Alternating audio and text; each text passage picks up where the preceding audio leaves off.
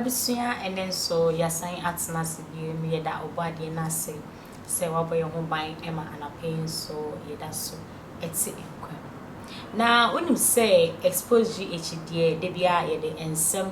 a ekotwi ni breman ena ebreo na enen so masay etufa abetena gate ano me de nyoma bede ena ebreo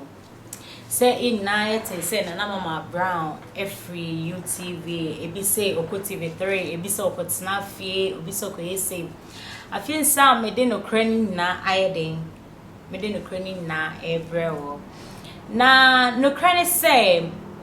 and some people told just say nana McBrown or free UTV no or UTV 3 ebi say okotena fie ni ade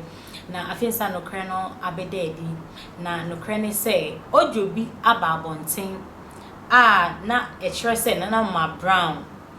enye say UTV no miji na ebeji free ni nsem na mum na obo na ware ho ban na opese onyamre ede ema ne baketo ano me ne baba no pese onyabre ema ne kunu ne baba ne nya esan say UTV show base no cry say omo be sha say cry omo sha say ntem enti say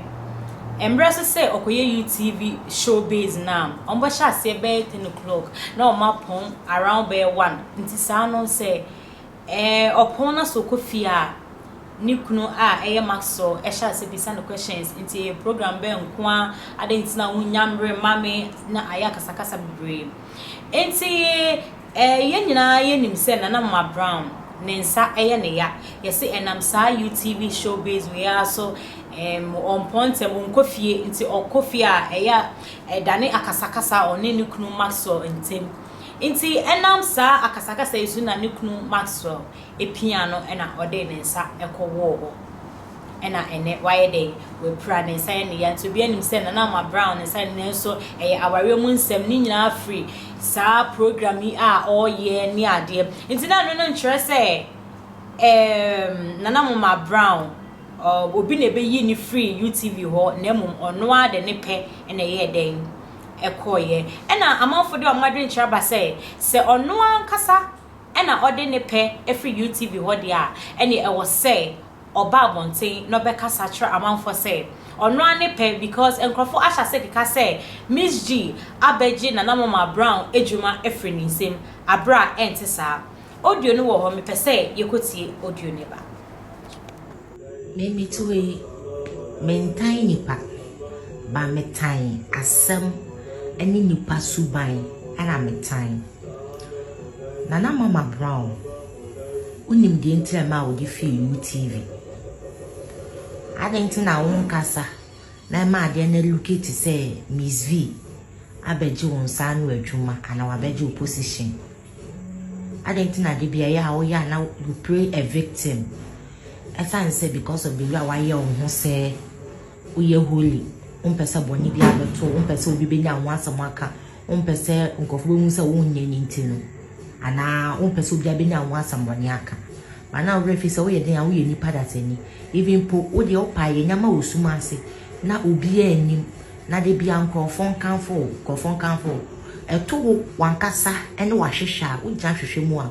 wankasa utumi bisa ho question say nti kanfo nkofo kanfo mi se me bi du na so mbehu ma ni suban bi o mu nimu a because I come from Yana. We are all human beings. The American may too much dressing. So, Moka say, address her now or year program. Ya near friend record Berrowman Quine. Oh, I don't TV. Now a man the baby no Adriane. All right. And now address her and then I down for a view home come. I say o pese on wan kasa amfa on wan kasa program eye aduane no wa embra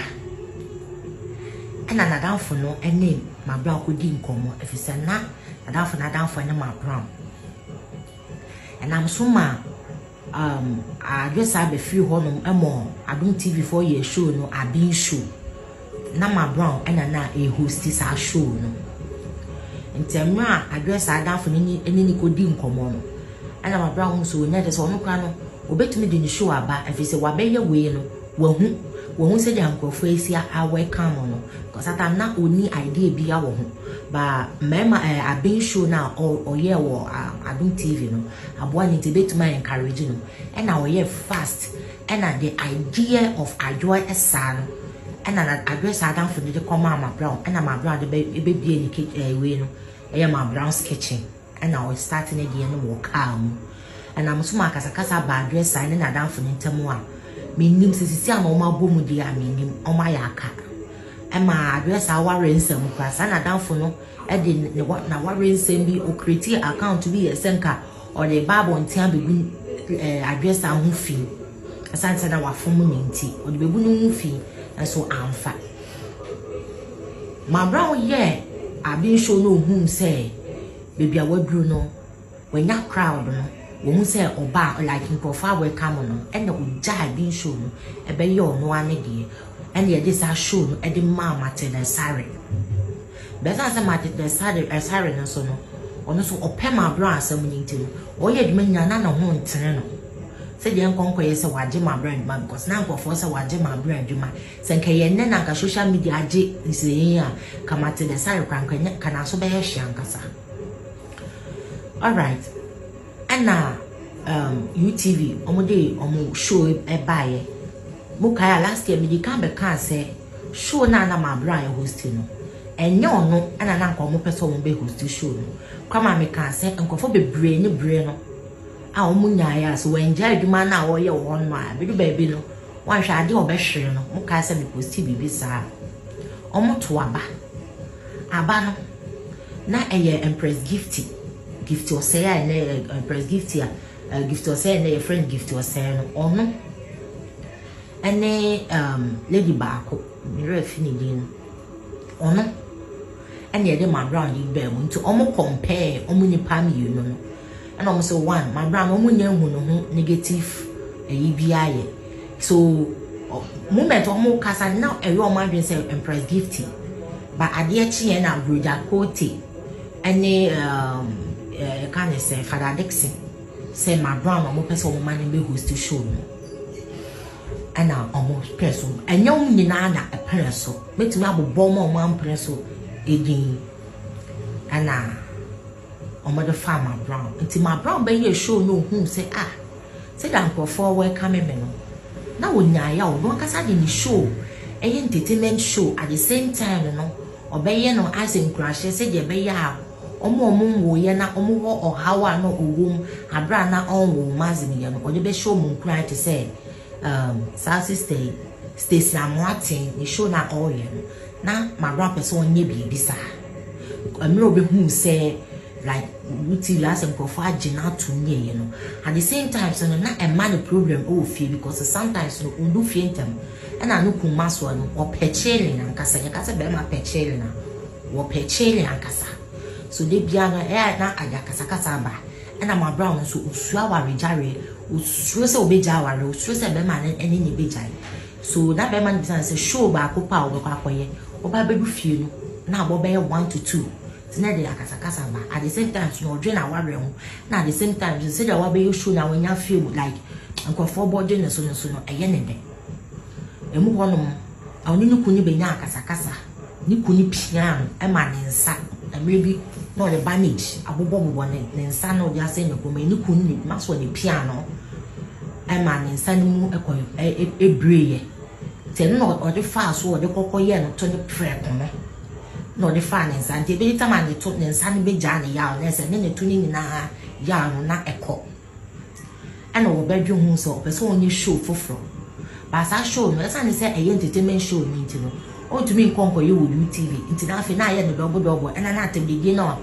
onko fodi ni nso ye de ya na atemdigi atwa ni nsum e ya atemdigi na Shatta Wale be di na temo because siga ya Shatta Wale ye no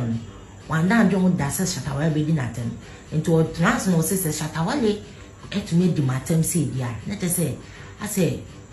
show na me ye no ase nkofo ni nje nti se man hwe ni ye betumi akwa na e ba be hwe ma de papa ade mu show npo ye entertainment and yeah I worry some and the problem be brain so ebe ma worry mu nti pam no twa no obi jai okoye no okoko bo Fadda Dickson man say man o person reason obisa ni say edi entira omuntu ni sika ni muma na anansam na kokoso na na so nim say we show a sensem bi say koso negative things koso a then the ma show no you know so da bi opese onya amre fama ne ba no ene ne fam no onya menya mebi so a opese onye so no kre wo me say mama pese on for one kasa show embra ba one ohun say TV3 na kasa mu no obekọ ana say unya TV because unya TV ene monaguchi so ye adwuma wo ene o de monaguchi ba ne show so a sa Master Jesus hun sam sorry ba ye no eto ohun de oye nti enye say Miss V ene prakope ma bra ye na adwuma na Miss V ebeje free ni sam ye nya da bi maame ya ye bo asiedu se no ye adwuma wo UTV so for UTV eba multimedia said the American what I say you baby and walk baby in a Jumano so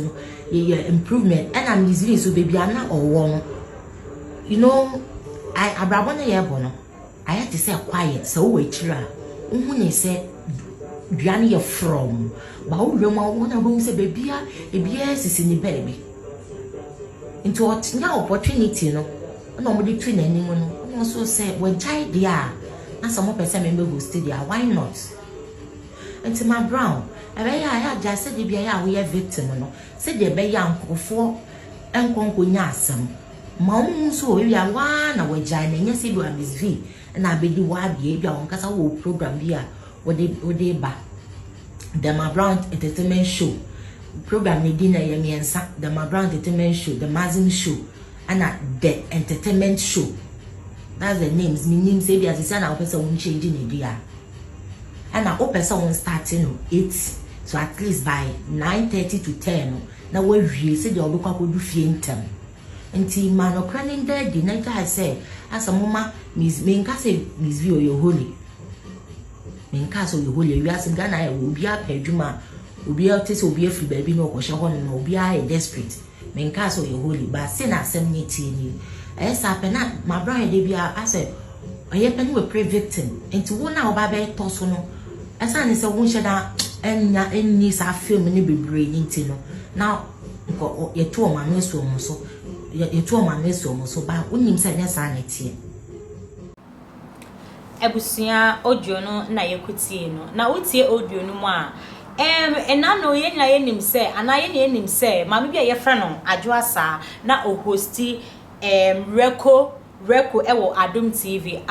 yetu ni din berema nkwan yenye nim se na Adwoa Saah na host program ti Adwoa Saah eye na dwen se sesei ono ankasa pese oye ni program inti Adwoa Saah ka kire na danfo ne se na danfo bi se me pese me ye saa adwuma we yo nenso Adwoa Saah adanfo no sa Adwoa Saah na danfo McBrown enso eden adanfo inti Adwoa Saah na danfo no ka kire McBrown se say na Adwoa Saah ayeden aka kire no nti emu ho no ena na McBrown enya idea ne say na no so na McBrown so hosti sa program abin show ewo Adom TV nti emu ho no ena na McBrown enya adwen say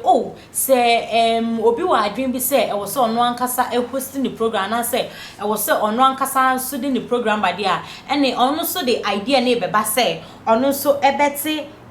which is McBrown's kitchen. Inti enam Adwoa Saah so ena McBrown onya sa adwene say I was say odi McBrown kitchen eyeden eba it's natural say nka enye Adwoa Saah adwumopo a odi ma na danfo na nka McBrown nka oni sa we no na chese McBrown oni nyansa say ono ade be tini bibi anase ono ankasa de ne bibi ebeba abonten nti enam sa in some way nyina so ema Adwoa Saah ni bufu na danfo ni ye pa ema ene omunkasa adamfo no ase omuntima tete esa ne say ohun ni say we betray no enkomo bia oni ni bedi bia na waye den wakoka che na McBrown say nam sa nti ama ni secrets bebre aye den abede da bonten ema embrebi cry say Adwoa Saah be ware ema esa ensem na esisi ewo one na damfo ntemu ni nti no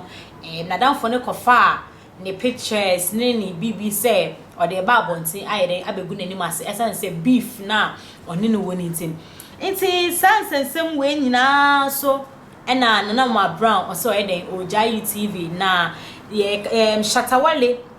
Nana McBrown obi anim say Shatta Wale on Nana McBrown free omo ye tight enti in some way na so Shatta Wale ba bonten ebedi di Nana McBrown atem e ma Nana McBrown say na bimogo say Shatta Wale mpa on ne ye free pa mpo ne edi na atem say enti say no ase akwese say omotu onani esi no hu bebre e ma okohu Fadda Dickson e wo nua say opese oyeden opese okọ opese oba onia TV na Fadda Dickson impo bisa ne say adan ni pay no na ontumu manana ana say adwuma no pe no si o si say de ensensem na eden adoso nti amanfo ka say e wo say oba abonten na obeka say UTV no no ade ne pe na ejaye na emum enye Miss G na ebeji ye den free nsem abusia me mu besi here mestre so be subscribe amame na wa like na wa share e amame na comment na update bi e bebe bia me de bebre mo media ne akuabe no wa makra